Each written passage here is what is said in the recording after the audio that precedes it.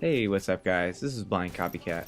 Today we're going to be talking about the recently ended Halo 5 Guardians preview beta, as well as the upcoming official beta that'll be coming out December 29th, and what I expect that beta to include, as well as how I think the game will progress between now and its official release. So let's jump right into it. So like I just said, the Halo 5 Guardians preview beta just recently ended. So if you have no idea what that is, basically if you were an early adopter of the Xbox One, or you get some sort of special invitation, you're allowed into the preview program. And the Xbox One preview program allows you early access into betas, alphas, sometimes like random demos or whatever, and just kind of a little extra, nudge for people who bought the console early. Not a huge deal, but in this case it was pretty significant. So anyone who was an early adopter or in the preview program was able to play Halo 5 Guardians beta before anyone else for just a couple of days, and it was pretty cool. However, it was for only a couple of days. It actually just ended today, so it wasn't very long. I think it was maybe 3 days long total, so not very long. And it actually didn't include all of everything that's going to be in the beta coming up in a couple weeks. So it's important to note that there was only 2 maps available for this preview beta, and I think there's only like 2 power weapons on those maps, and so it's not the full arsenal, it's not the full map load, it's not the full game modes. There's only one game mode that was 4v4 Slayer with assault rifle starts, so you didn't even get to start with the DMR battle rifle. So it was pretty simple beta, but it was just to give kind of everybody a little taste, early, just to try to test everything out. And it's important to note that some people were complaining about downtime for the beta. So for example, for me, I think it was yesterday, I tried to get on and it wouldn't let me. It was some kind of server issue, and apparently there was doing maintenance and it went on for a couple of hours, so I wasn't even able to play it for the full time I wanted to. Maybe that was part of the reason why they did this preview beta, so that they could iron out any of the small problems they can before the beta that comes up in a couple weeks now.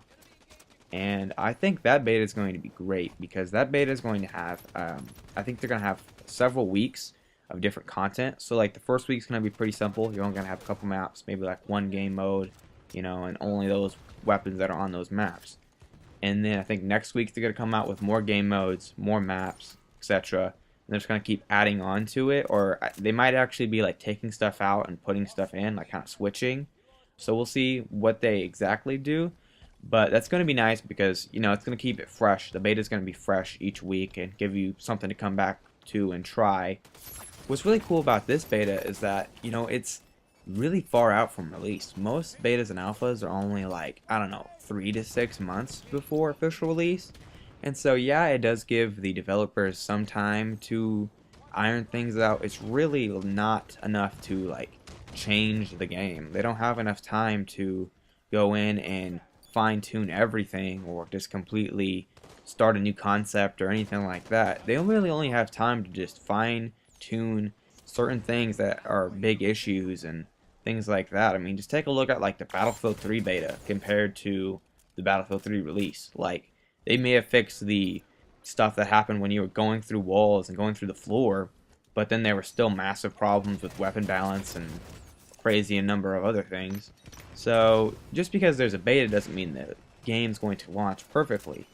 However, in this case, I'm quite hopeful, because the beta is actually like a full, let's see, I don't know, maybe 8 months or more till release. I mean, the game's not even probably coming out till November of 2015, and we're here in December of 2014.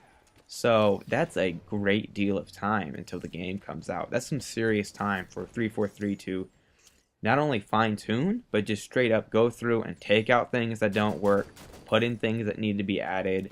I mean, they can create all new things now with our feedback, versus before where all they could do is just make tweaks and fix bugs. Now they can go in and completely change the game if they need to, or alter how major things function in the game, because they have enough development time to do so. So that's why this beta is actually really good. It's so meaningful because I mean, I guarantee you there's going to be a massive difference between the game we're looking at now and the game we're looking at November of 2015. It's just gonna be that way. Some people are complaining about the graphics as well in the beta, and to that I would say don't worry, because like I said, they're calling it a beta, but in all actuality I think this is like alpha. Like, it's so early on in development. There's no way they're actually at beta stage. I think it's just a good term to use. You know, everybody recognizes what a beta is, but not everybody recognizes what an alpha is. So calling it a beta is just more recognizable. But in all honesty, I think they're pretty much an alpha stage, or mostly an alpha stage. That's how early on in development they are. So don't expect the graphics to look like this at release. In my opinion, I think the graphics look pretty good, especially for being this early in development.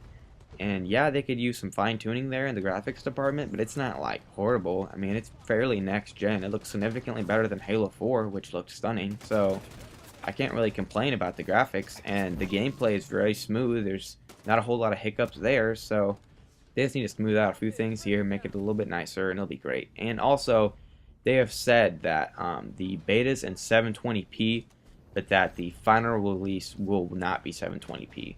Likely 1080p or almost 1080p. So don't worry about that as well. It might look a little fuzzy right now if you're using a big TV, but it's not a big deal. It'll be 1080p when it comes out, or really close to 1080p. Probably maybe 900p worst case scenario, which is going to be pretty good anyways. So how do I think the gameplay is? Well, I think it is a big, giant leap forward from Halo 4. I think that Halo gameplay sort of peaked around Halo 3, in my opinion. Maybe you could argue Halo Reach, because Halo Reach did have solid multiplayer. I feel like Halo 4 kind of took it a little bit too far. They made sprint basically overpowered, because you could sprint all day long across the map. It made huge maps seem tiny, because you could get from across the map in no time at all because of this sprint. I made it too much like Call of Duty or any kind of other first-person shooter, and it didn't really feel like Halo as much as it used to. And I also really, absolutely despise the custom loadouts in Halo 4. I felt like they took away from the game. I didn't like how you unlocked guns and made these custom loadouts, because basically there was only a few guns anybody wanted to use anyways, and it didn't really add anything to the game. If anything, it took it away, because then you could get whatever gun you wanted right at the spawn, and there was no real incentive to pick up guns off the ground except for the power weapons. So I feel like that took away from the game significantly. So now with the Halo 5 preview beta and what I've seen so far personally, I feel like it is a big step forward, because guess what? No more custom loadouts.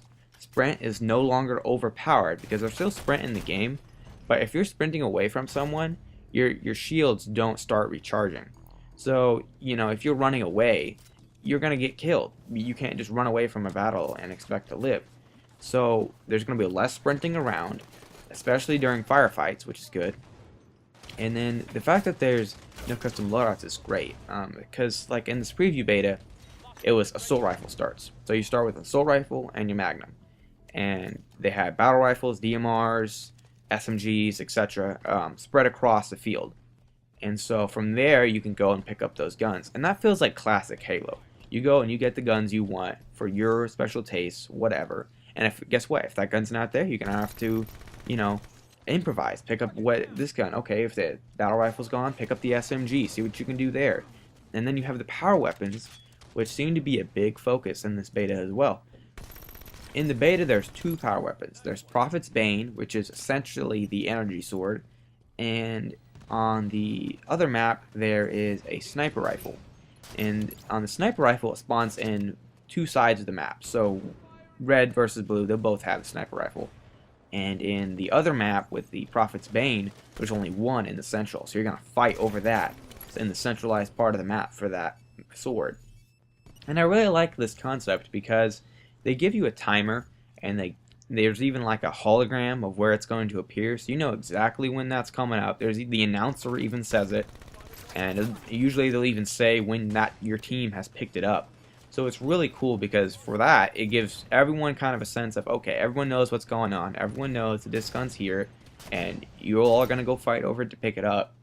And it's cool because it brings the focus of the map to that point and allows for great gameplay, because let's face it, it's not really fun to have these 1v1 battles spread across, the map, and when you're playing a 4v4. You want to have those cool, 3v2, 3v3 fights, 4v4 fights, in these big clumps, and you got grenades everywhere, and you got snipers and DMRs, and everybody's shooting each other, getting headshots, and a big pile. You don't really want it to be spread across the whole map, because that's not as fun, in my opinion. If you want that experience, just do regular deathmatch. Just do Slayer. Don't do Team Slayer.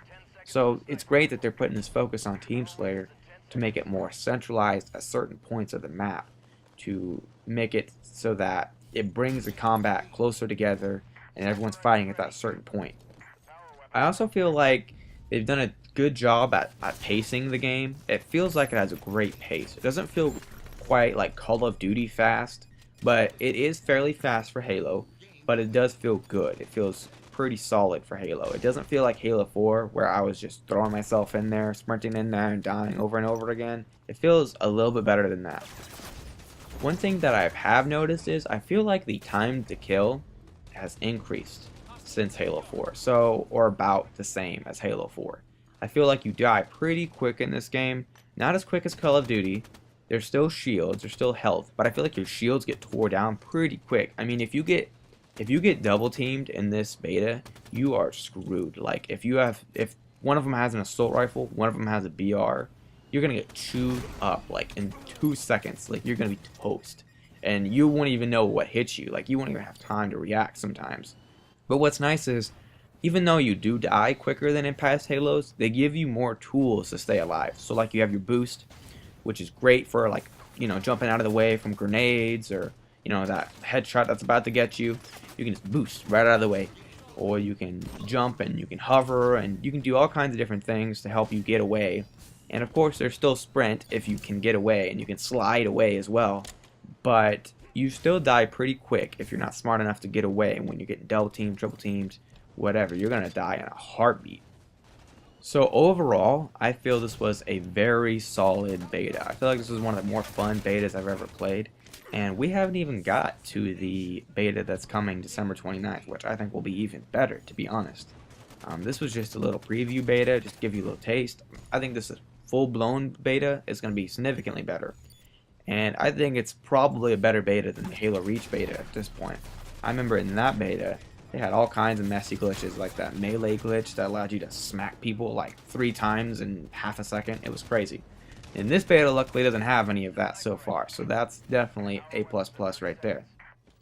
I'll probably be making more videos and commentaries about the Halo 5 Guardians beta coming December 29th. When that's out, I'll be showing different things there. I might be giving tips and tricks. We'll see what happens. If you have anything in mind that you'd like me to do, definitely drop it in the comments below. I do read those, I do respond to those, and I will take any kind of good advice there and implement it to my next video. Thanks so much for watching. Leave a like if you enjoyed the video, and subscribe if you want to see more of my upcoming Halo 5 Guardians videos and anything else you want to see. So go ahead and hit that subscribe button, and I will catch you guys in the next video. Thanks for watching.